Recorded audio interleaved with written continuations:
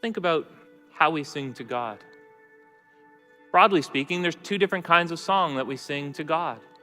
Some songs give us words to cry out to God and plead with Him. We could say they're songs of supplication.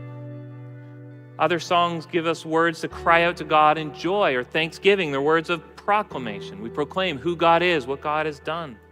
That means your songs may be going to God as prayer or as praise. It's good to have that awareness when you start to sing. Am I praying to God in this song? Or am I speaking to God? Am I proclaiming to God in this song? In songs of proclamation, you recount who God is and what God has done. Of course, God doesn't forget. God doesn't need to be reminded who He is. He doesn't need to be reminded of the great things He's done, but we sure do. God's heart doesn't grow cold, but ours does. So we need to bring those truths to mind. We need to proclaim them again and again. So a mighty fortress.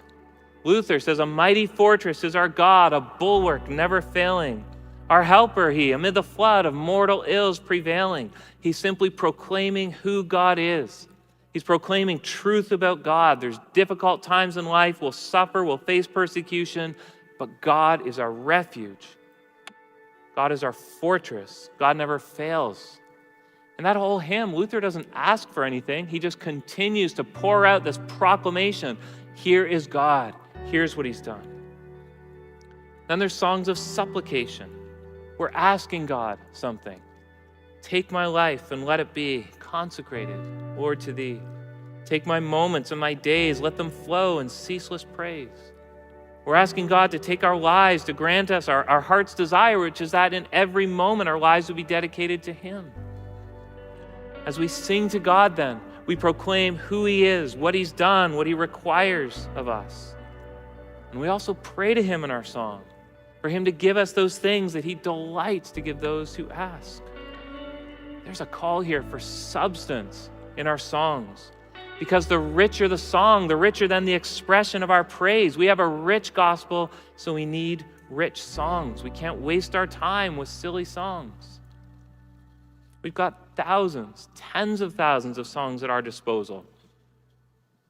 20,000 just between Wesley and Fanny Crosby, right there. So why would we waste our time with songs that don't say anything? How many pastors labor all week to prepare a rich message to preach on Sunday, and yet that message is surrounded by songs that communicate not much at all? It's a real contradiction in a lot of worship services. Week by week, we need to sing songs that are rich, that contain deep truths, that express a meaningful response to truth.